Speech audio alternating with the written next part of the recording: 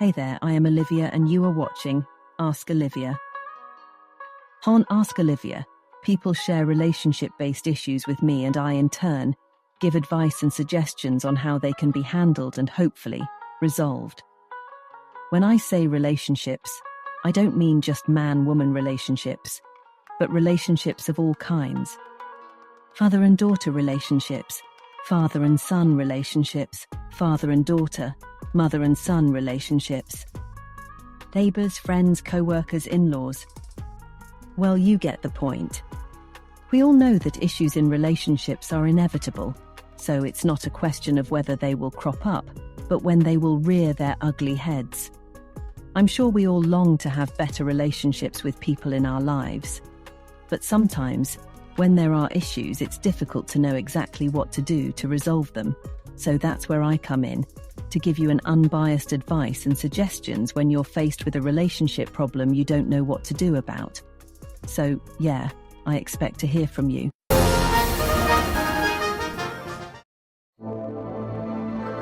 In this first episode of Ask Olivia, I bring you Felicia's story. Felicia is a dear friend of mine and she's been grappling with a situation in her relationship. Getting a man to commit to her has been one problem Felicia has been grappling with for a very long time, until she met Tony, the only man she's ever met who is ready to spend the rest of his life with her. But there's a problem. His mother says she's a gold-digging prostitute and swears her son will marry Felicia over her dead body. Take a listen. Dear Olivia, I'm a single mother of an amazing 17-year-old boy. I got pregnant in my teens. I'm in my 30s now. While I regret the actions that led to my getting pregnant in my youth, I do not regret the outcome.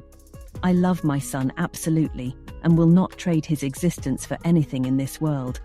However, over the years, it seemed that being a single mother was a disease, an infectious disease that drove men away from me and prevented them from making a lasting commitment to me.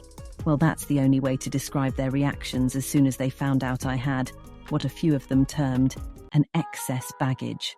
I struggled with this for years. Every single guy I dated made a big deal of me being a single mother. I was with the last one for 4 years, after he told me point blank that he didn't think there could be anything more than what we already had between us. When I asked him where the relationship was headed, I broke up with him immediately and made up my mind that I'd had enough of men.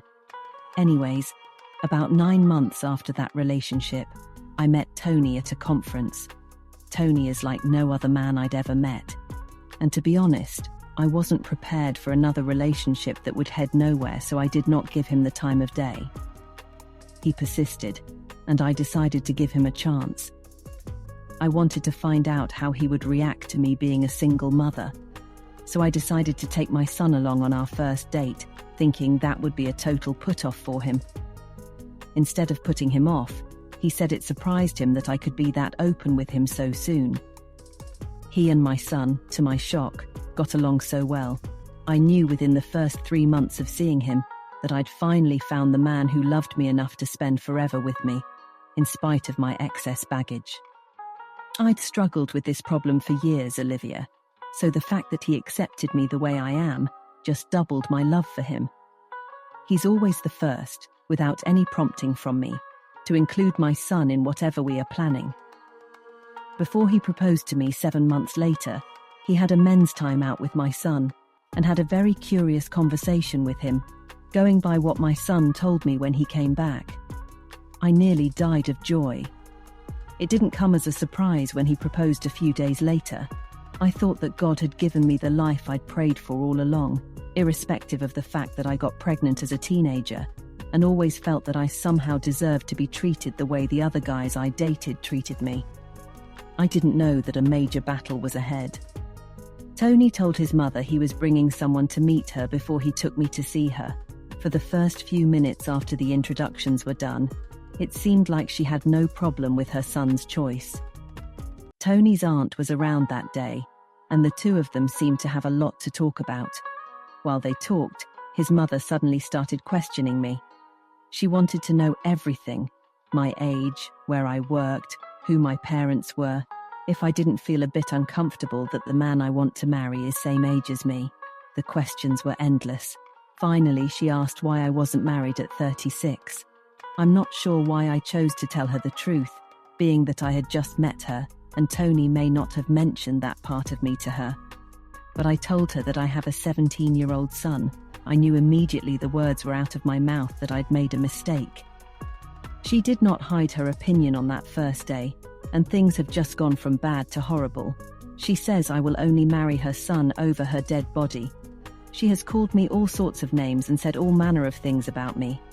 One of her favorites is that I'm a gold-digging prostitute who wants to saddle her son with my bastard child. When I agreed to date Tony, I had no idea that he was from a rich home. He only told me he's an only child. His surname did not even ring a bell. Now his mother is threatening to disown him if he dares go against her command. I'm so confused and frustrated I don't know what to do. Tony cannot be bothered about her threats.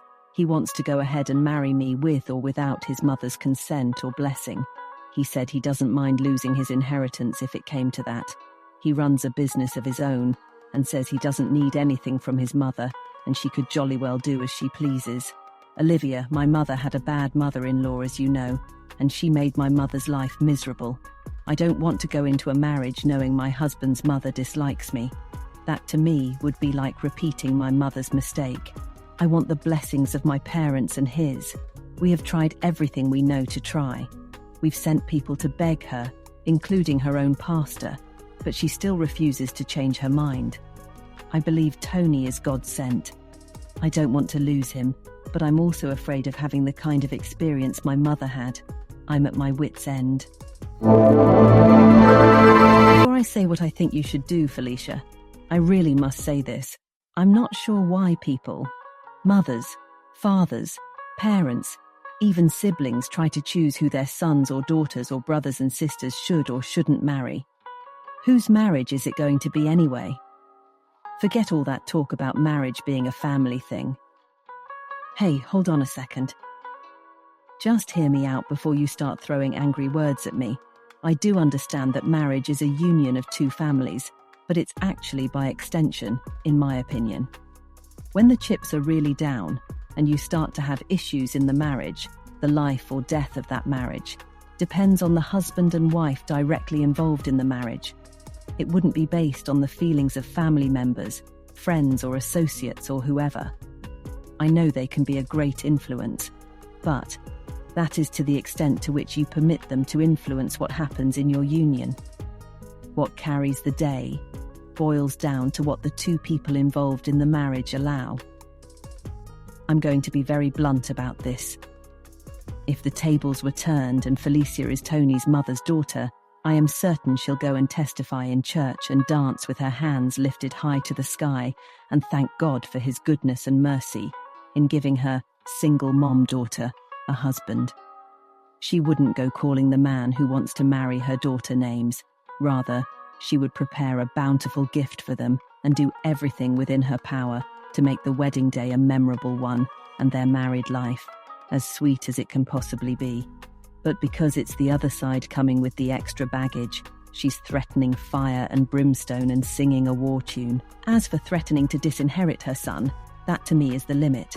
Until Felicia's case, frankly, I thought disinheriting and disowning children for whatever reason were the preserve of men. I'd never, ever heard of a woman who disowned her child, or threatened to. And to think that Tony is this woman's only child. I wonder how she can bear to hang such a threat over her son's head. Felicia, I'm sure you already guessed what my advice would be, and I am not going to mince words about it. So at the risk of telling you what you probably already guessed, I would say, I tell you loud and clear, darling, go ahead and marry the man who wants to marry you. I know how hard you and Tony have tried to get his mother to give a go-ahead. I'm sure heaven will bear you witness and back you up, seeing you tried your best to get the woman on your side. If you're both certain beyond a doubt that he is the one for you and you are the one for him, go right ahead. Take your vows with or without anyone's blessing. I will also suggest that Tony does a deep soul search. How will he feel if his mother actually makes good her threat to disinherit him? No one knows what tomorrow would come bearing. What if, God forbid, you start to experience hard times financially? Will he then regret ignoring his mother's wishes and threats and marrying you anyway? Will you start feeling responsible and unforgiving toward yourself? If you're sure your love for each other is deep enough to withstand anything life dishes out to you in the cause of your union, by all means go ahead and promise each other forever. Also, Felicia, I know how hard it can be for one to forgive those who've been mean and hard on us. Tony's mother has been quite nasty to you, but having good thoughts towards her, without an iota of malice, is essential. You cannot hold grudges against her. Find a place in your heart to keep her in your prayers and do what you can, even after the marriage, to forge a relationship with her. She's your husband's mother, if and when you do get married to Tony. Be the best wife you can be and make God the foundation of your marriage. Personally, while I'm not advocating disobedience, I don't think your marriage will be plagued with misfortunes, simply because the guy's mother is against him marrying you. Well, what do you think, guys? Loads of marriages have crashed and more will hit the rocks because of in-laws' interferences. Should Felicia and Tony go ahead and get married whether Tony's mother gives her blessings or not? Or should they go their separate ways?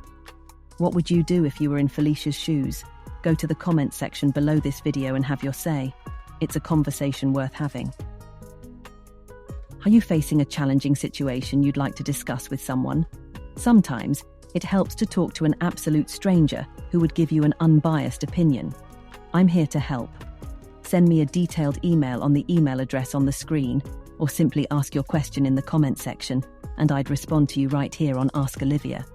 That way, others can learn and benefit from it. Thank you for watching, and a special thanks to Felicia for allowing me to use her case for the first episode of Ask Olivia. I am truly grateful and will never forget your kindness. Until the next episode, be good and kind to others, and always treat people the way you wish to be treated. Bye.